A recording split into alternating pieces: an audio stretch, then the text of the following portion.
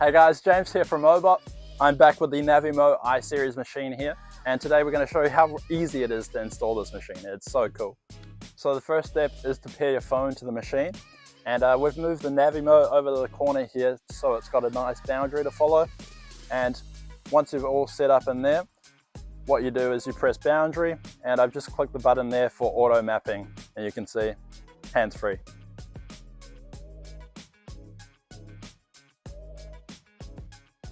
And now that the Navimow I-Series machine has finished mapping out this area, you'll need to create a transport path back to the charge station.